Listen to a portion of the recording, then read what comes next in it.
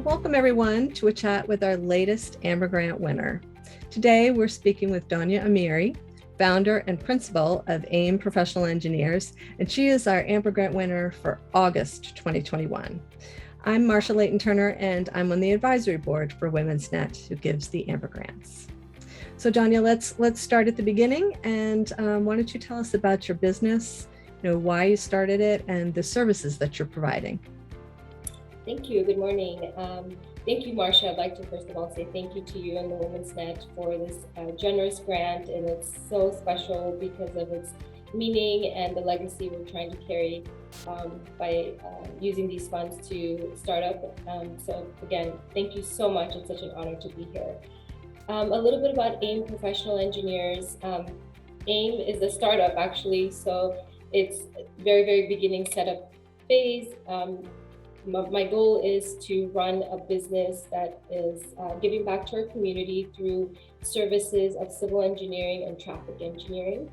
And AIM is named after my 3 children in order of birth.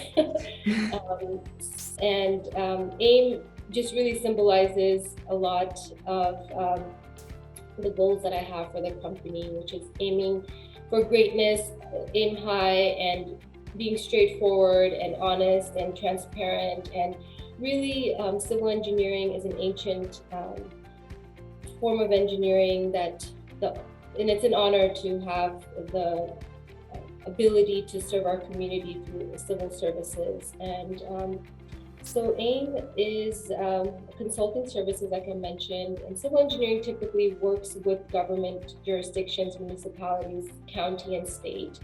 And civil engineering is everything, including our roads, our storm drain system, our sewer system, our transportation system, our telecommunication network, and bridges, dams, and everything we see around us, sidewalks and trees and parks and police department. And so it's really everything around us. We just don't realize it until you're in the industry and you're working in it. We're serving to improve it and to maintain the systems. My desire to open AIM Professional Engineers is really deep-rooted in me because I'm actually an immigrant from Afghanistan. I fled my country to safety during the Soviet War, and we really had, like other immigrants, a hard time getting started and getting our life together. And I really appreciated and will never forget the love and embrace I received coming to the United States as a young child. And I started 2nd grade in the city of Fremont. And so when I earned my engineering degrees and licenses, it was an honor to serve the city of Fremont, where I grew up. And so most of my career has been serving a community that I lived in. And I really believe in that philosophy that while maybe you feel like you can't save the world, which I think all of us have a little bit to do with that, and we can do something even for the world, it is really easier. It's a lot easier or more manageable if you just shrink it down to your own circle, your own community, your own neighborhood. And so that was basically my reason to opening this business, is that I love serving my community. I love giving back. I love that I've had the privilege to be educated and have the knowledge and the passion to want to continue to give. It's just different because as a city employee, I had a lot of resources and great teams and great colleagues and mentors. And stepping back from that to run it as a small, consulting firm seems a little challenging, but with amazing women like Women's Net and some of the other resources I'll talk about later that helped me get started, I believe it's incredible because the way I want to give back to my community, there are actually agencies and groups that actually want to help women or want to help startups get started, so it's not impossible. And honestly, the pandemic had a lot to do with it and why I started the business. I am truly dedicated to serving the community. So no matter what, and I love being a civil engineer and a traffic engineer, no matter what, it's a part of me. The pandemic and having 3 young children at home with, distance learning at home, my husband was taking his calls, I was taking my calls, we're all stuck in a small house. And I thought I was failing kind of as a mom, as probably other things too. And just when your job has to do with safety and the public health, you just can't compromise. So I basically was focusing very heavily on my work, but my kids are very young too. So I came to a point that a decision had to be made, and the best decision for me was to open a business where I can continue giving and doing what I love so much, but just know when to turn off and be completely focused during the hours that I need to be there for my children. And so far, I love it. So let's talk about what you've been doing to get started. I understand that there's a big shift in mindset when you go from employee to entrepreneur. So I'm sure that's part of the challenge. But what have you started to do to become an official business? Thank you. For me, it was a lot of visualization. I'm a very visual person. I close my eyes and I think about something exactly to the finest detail, and I meditate around that. And this is just, I think as I was a kid, this is, even before I was an engineer, I could give you a story of, I actually started my degree my college profession as a business management student, and went through almost the entire degree. On my graduating semester, I thought, I don't know how I can give back to the world as a business management person, but I know that I want to give back. I want a job that is fulfilling for me, but what can I do? I'm about to graduate. And it meant a lot to my family because I was the first person to be in college, so they were very anxious to get me out. And I was excited to come out and graduate. And I would just sit outside the engineering building and just stare at people. And I was amazed, and I'm like, oh my God, these are like the brilliant, the most amazing people on our campus. Look at them. And our student union faced the engineering building, so I would just sit and just people watch. And I then just closed my eyes and I said, what would it feel like if I walked through those doors, or I walked outside with a group of friends talking about a problem or a homework assignment or something. And so anyways, a long journey, but visualizing that this is the kind of future you want for yourself is very much a mental exercise, and you don't need funds for that. Maybe you need books to guide you through it, but definitely visualizing what it is that you really, really want. And the more specific, the more intricate and detailed you could visualize this, I think the better, because then you will be amazed about how things kind of fall into place, whether you intended it or you didn't intend for it to fall into place. And so one of the first things I did was,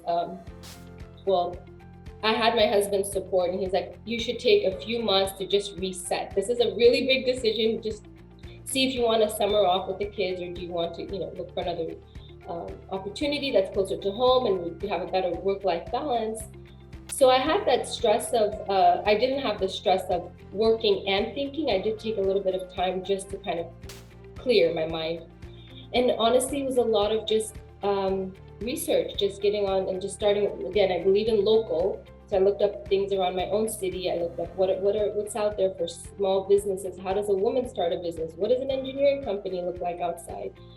And I was amazed. I was amazed about how many different companies or organizations are out there, government-run organizations and groups like you guys that are not run by the government, or an agency like Small Business Administration, but there's people that are cheering you on the minute you're ready. And that's like the biggest thing that I learned is you're not alone, and that there are a lot of amazing people out there that really thrive on helping you. Like the excitement and joy that I've received from literally strangers in the last 4 or 5 months has been amazing. And I feel that way for what I do as a person and as a professional, but it's been very fulfilling to see that in return. So I signed up for a few classes, just like starting your business 101, or how to do your books, or what is marketing, branding.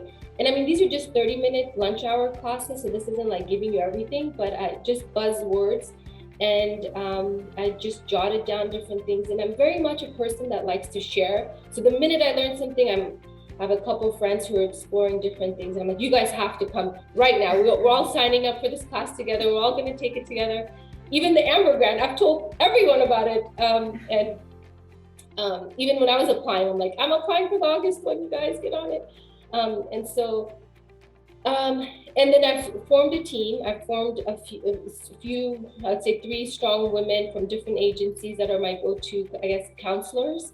Okay. And it's just a bunch of checklists. Like, okay, you need to get your LLC or an Inc. or a sole proprietorship, and then you need your EIN number. You need to, in my case, I'm working from home until hopefully I have the money or I get, projects enough where I could step away from the home and open an actual office. But just so don't be overwhelmed, but there are things out there that will guide you in terms of just making your own checklist for the week or a day. And if anyone's interested, I'm more than happy to talk to them even offline. If you do give out my number, I'm more than happy to just go through my experience. But honestly, it's been a 4-month journey. So again, I'm so honored to be here because a lot of this just took place within the last 4 to 5 months for me. Well, you mentioned telling friends about the Amber Grant. How did you originally find out about it, and what made you decide to apply? So when we get to so that I was dreaming, but I also know that I had so many resources being a city employee that, of course, when you're not there, it's all belongs to the city. So I have no resource besides a laptop and my phone. And to run an engineering firm, a company, you need some basic technology, advanced engineering software, plotters, and there's equipment for safety in the field. And there's engineering basic necessities that I don't own on my own. And so doing a conversation with someone at the SBA who helped identify grants and funding opportunities like loans for small businesses. And I just went, I just asked. I scheduled a meeting and I asked, and she pretty much said there's not a lot out there right now because they're focused on businesses that were impacted by COVID, that she could just give me information. But then she spoke so highly of the Amber Grant and said, there is this other thing that is very amazing out there, and you never know. But it's monthly. It's run by a group of amazing women, and every story matters. So I said, oh, I'm an engineering company. I think maybe they like other types of services like maybe baking or restaurants. And she said, no, you should just give it a shot. And I did. I just applied. As soon as I got off the call, I just went on your website and I actually wrote from the heart and I pressed send. And then I was like, oh my God, I could have written that a little bit. I could have organized it better. And I'm so, oh my God. But I was excited. And so I'm honored because I could see that you guys took my full story and just the vision and made it really easy to apply. I think you basically have 2 questions to ask. Right. Tell us about your business and what would you do with the money if you were to be awarded. So yeah. So let's get to that question. So now that you won, what are your plans for spending the $10,000? Well, I kind of can't believe it still. So, but honestly, engineering software that are licenses. So it's just really advanced engineering software technology. And like I mentioned earlier, just safety equipment and gear to provide the basic services. So for traffic engineering, there's a suite of things needed for the field, traffic counting, and then for drafting and plotting purposes, there's things just that a bare minimum an office should have if they're providing civil engineering services. So the initial investment will go through getting me the equipment I need to do the work. Great. And as you notice, I didn't have a website set up, so I would like to do that as well. And good. Definitely stretch it. I will make it. Use it very wisely. Thank you. Awesome. So looking ahead, I know you're still in startup phase, but where do you see yourself in, say, 3 to 5 years? What are your plans for growth? I am very excited because the way I see the company, there's definitely a need for civil and traffic engineers. I think all of us, the minute you get in your car, I think all of us think we're traffic engineers. A few of us are actually traffic engineers, but you notice and recognize the need for efficiency, for safety, for visibility, for just the for things to fall into place where you're just like, oh, I'm getting my timing is correct, or the sidewalk is the right size for me, or I'm able to see the street when I'm riding my bike at night, or I have a lane for myself. So the demand, especially in California, and I think around the world, is great. So that's exciting. Except I have really, really big dreams and I'm a single person. And so my future plans is to expand, at least get help for starters, hire some passionate, excited engineers who are really service driven, because our ultimate client will, I imagine, being cities and counties for, in the beginning, the state is great, state of California, but also private developers who are just, really trying to expedite affordable housing in California, and housing for the unsheltered. And there's such a huge demand and need for improvements to our infrastructure. Future plans will be, how can we help? We're here. We're small startup, women-owned, and so besides hiring great help, it would be getting an office space to put people in and the equipment, and definitely at least some trucks, some equipment to go to the field, construction zone, and be safe and see where it goes from there. Awesome. Well, do you have any advice? I mean, you mentioned, encouraging people to apply for the grant, but are there other things that you've done to get you to this point that you might suggest that other aspiring entrepreneurs also do? Definitely. I want to just state that success is really a mindset, and how we measure success and what we think of our abilities is literally, it lives in our head. And my advice to women entrepreneurs would be, like I mentioned before, first, visualize success, know that you can do it. Secondly, it probably, and for me definitely, it's taken an entire village for almost 40 years to get me here. And my success is not even mine alone. It's not even a secret. Everyone that has helped me get to this point, it is their success as well. Everyone, obviously, starting with where I came from, and that drive to give back to my community and helping a war-torn country like Afghanistan, and my mom and her hard days as a single mom, and then just all my friends and my teachers, elementary school teachers, college professors, mentors, whether they knew it or they didn't. I have kind of embraced everyone around me, loved advice and tips and lessons learned, and I'm always eyes and ears, because we're all growing and no one's perfect. And if you have a tip like I had about, oh my God, everyone go and apply for Amber Grant, it's because the more you give, the more you'll get back as well. And it's just a very natural cycle for me. And so my tip would be to believe in yourself, be patient. And I didn't finish the story about, I started as an engineer, as a business student, because I knew one day I wanted to open a business. I was almost about to graduate, only to realize that I don't know what I'm going to do with a business degree. I never imagined being a civil engineer or an engineering student. I thought it was very intimidating. I thought I was not good in math or physics or calculus, and what was in the plans or in the cards for me is that I was going to get through it. I actually did it faster than I expected to do it. Like, I managed to get through the degrees, but also work 15 years that I did not think I was going to do, to now at this age of my life be ready to bring that desire in at the time when it's right for me. And so it's just like it manifested itself. The COVID pandemic had a lot to do with it, definitely becoming a mom or having children, 3 young children in elementary school. But it's not done overnight. And that's what I just wanted to emphasize, is that I have counted on my entire village, their words of motivation, their encouragement, their believing in me, including you guys at the Women's Net. And it's just a journey, and it's fun. It's okay if you have some setbacks and 2 steps forward to take a few back. Just embrace it, and definitely surround yourself with people that make you feel amazing. Anyone else who doesn't, it's okay. Maybe you could help them.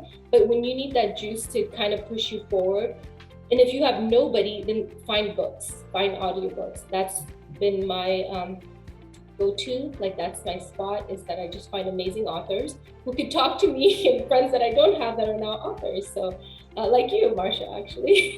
Oh, thanks. So it's a great world. There's a lot of people out there to help you, and just take one step and just go to the next. Don't be overwhelmed by the entire process.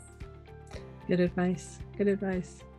Well, Donya, thank you so much for taking a few minutes to talk to me about your story and share it with the Women's Net community. And congratulations again for being the winner of our August Amber Grant. Thank you so much. I'm in tears, but I'm not going to cry. Thank you so much. It means so much to me.